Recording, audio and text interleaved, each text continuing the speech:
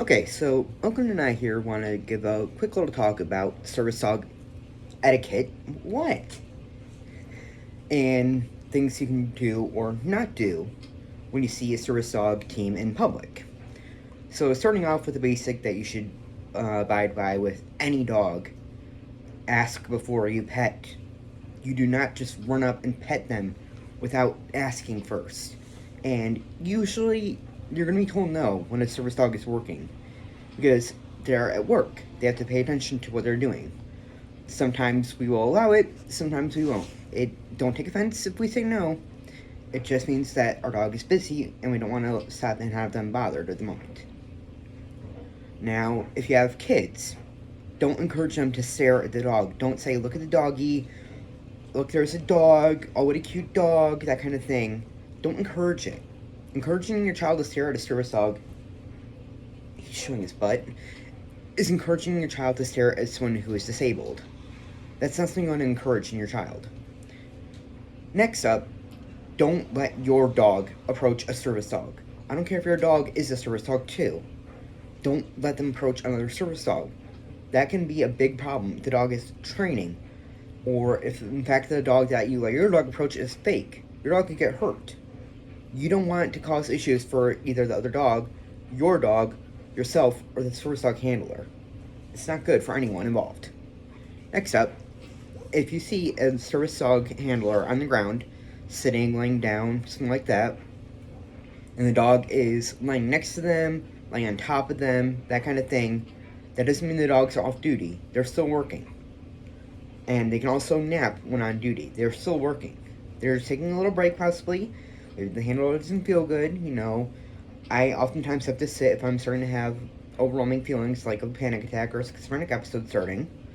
I have to sit for a while, and he'll perform deep pressure therapy where he lays across my lap. I've had people say, "Oh, what's wrong with the dog?" thinking that he was hurt. Like, no, he's not hurt. He's actually working. And if you see someone down like that, you can very politely ask if they're okay, if they need anything. But don't be pushy. Don't assume, "Oh, they're sitting down, the dog's not working right now. It's okay. Go ahead and pet them," that kind of thing. If the handler looks injured, like they're bleeding, they have an obviously broken limb, something like that, obviously then get help right away. Now, another thing with service dogs, they're not always going to be wearing gear. They're not going to always have something that says service dog on them. Right, Oakland? Here. Here. Here. Hey. Oakland. Yeah, it's almost me today. So, what I mean by that is they're not going to always have, like, a vest, a harness, a mobility harness. They're not going to always have something on that states service dog or working dog or do not pet, things like that. Sometimes people work them what we call naked, as in no gear on. And I sometimes do that in the summertime with Oakland if it's too hot out, because Husky, all that fluff, trying to make it easier on him. Or if I'm not that, if I'm like out and about and I realize I have to stop somewhere and he's with me, I will sometimes work him naked because I don't have gear on hand. So just because you see a dog that's not vested or wearing a harness or anything like that doesn't mean it's not a service dog. You still don't go running up and grabbing the dog. And let's talk about pictures. I've had issues with people taking pictures and videos of us before without my consent. Don't do that. That's just rude in general, like with anyone. You don't go and take someone's picture. You don't take a picture of a stranger. You don't take a picture of a wheelchair. You don't take a picture of an oxygen tank. Yes, we know our dogs are cute. We know, but they are busy. They are working. If we're out at like a store, we don't want to stop and get asked, "Oh, can I pet your dog? Can I take a picture of your dog?" We don't want to hear, "Oh, they look like my dog. Oh, they look like a dog had passed away." We know.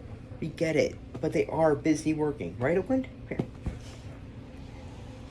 So, let us just be. Let us go shopping. Let us enjoy our walk. Let us enjoy whatever we're doing.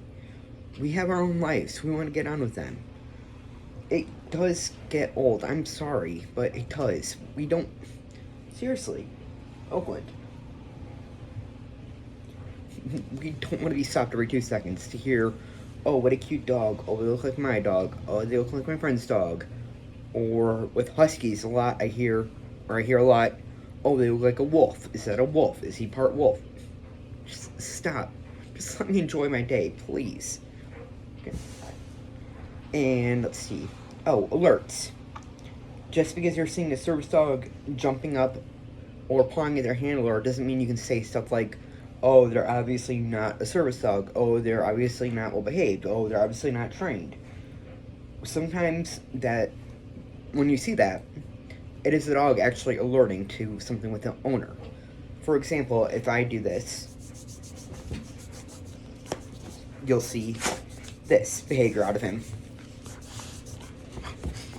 That doesn't mean he's misbehaving. That means he's alerting.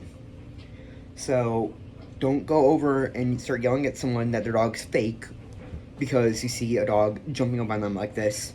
Or sometimes they will bark if it is a taught alert. Usually people will not encourage their dog to bark for an alert. Can you not have your butt in my face, by the way? Because it disturbs the public. But sometimes they will bark. Oh, Clint, put your tail down. Come here. Sometimes they will bark. For example, if I'm at home and he can't get me to stop, he will make noise to attract the attention of my roommate, who's not here right now, so I'm not going to keep pushing it and just annoy my neighbors. It's also like 10 p.m., so I don't annoy the neighbors. Let's see what else. Oh, language. We do not want to hear, and I apologize for using this word if people are bothered by it. I don't like being told I am this word myself.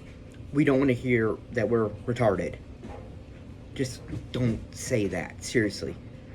I had this person once who came by with their kids, and they were asking why they couldn't pet the dog, and their mother went, oh, because that person is retarded. I'm like, dude, no. No. Just don't do that shit. I'm sorry, but don't. What else can I cover here? Trying to think. There's always so much that goes wrong when we're in public. Just in general, when you see a service dog, let them be. You know, a quick glance, quick little smile. Okay, sure, whatever. Don't stick your hands out. Don't call to the dog. Don't whistle. Don't yell. Don't bark. Don't go on and on and on. Don't encourage people to stare. Don't point them out. Just let them be. They're busy. Would you like to go to work and have people yelling at you constantly? Constantly poking at you? Constantly tugging on you? Constantly going, hey, at you? No. You wouldn't like that. It's rude. Come on. Open up. Up. No, he doesn't want to listen today. He's been a brat lately. Been a little too cooped up with weather and me not feeling good and all this stuff going on. Hi. So, basically, when you see the service dog out in public, just act like you don't see them. That's it. They don't exist. Just let them be. Not like they don't exist to the point you're gonna run over them with a basket. I've had people hit them with a like shopping basket, shopping carts before. I've had people accidentally hit him with like products. I actually had someone once flick ashes from a cigarette at him. Like looked right at him, flicked their cigarette to get ashes to go at him. I've had people step on him. I've had people run his feet over with carts. Just, like, treat them like they're not there, but it's just that they are there as in for their safety. Don't do anything that could cause them harm. So when you see the service dog, you don't bother them. That's the end line. You know, you can tell your children if you have them, like, oh, that's a service dog. They help people who are disabled. And you can explain disabilities a little. Oh, also, just because you don't see anything physically wrong doesn't mean that the service dog is not legit or working or belongs to that person. I've had a ton of people ask if I'm training Oakland for someone else because I don't look disabled. That doesn't mean I'm not disabled. Most of what I have is mental. But I also have physical stuff with my knee and my back, but I often don't wear a knee brace because it's really annoying to wear, and I don't have anything for my back, so you don't see anything wrong with me, so you assume nothing is wrong with me, when that is in fact false. There is a lot going on with me, so don't assume just because they're not looking disabled that they're not working right now. They still could be working. They could actually be training for someone else. The dog could be training for that person themselves. So don't make assumptions either. And also, another thing, don't ask us what's wrong with us. That's a really personal question. We're not coming up to you and asking, hey, what's wrong with you medically? What's your mental health condition? What's your physical condition? That's rude. We don't give this out. That is between us and who we want to talk with it about. Like, for example, me, my close friends, my doctor, my family. That's really all I really want to discuss in depth, my medical stuff. With my friends, I'll talk about general stuff, but a lot more in depth, I'm sticking to my personal friends, my doctor, stuff like that. We don't want to discuss it with complete strangers, what's wrong with us. Let's see. It kind of depends on the handler. I'm okay with this, but it is kind of 50-50, really, like I said, depends on the handler, asking about where we got them trained. A lot of dogs these days are being owner trained, as in the person who's going to have the service dog train them themselves, which I did with Oakland, because training professionally is expensive. That can cost thousands. So, some people it is okay to ask, where did you get your dog trained? Because maybe they want, like, a pet dog that's well behaved. Because there are many places that do service dog but also pet dog training. Or maybe they actually do need a service dog and they're interested in that training. But don't be rude about it. Don't be pushy about it. If they say, I can't talk right now, or, I'm busy, or, I owner trained, just let it be. Generally, we're not going to want to bother training someone else's, like a stranger's dog, unless we have, like, our own business. And a lot of the time, you want to go to someone who has experience more than just their own dog with training, because every dog's going to be different. How they train their dog might not be how they should train your dog.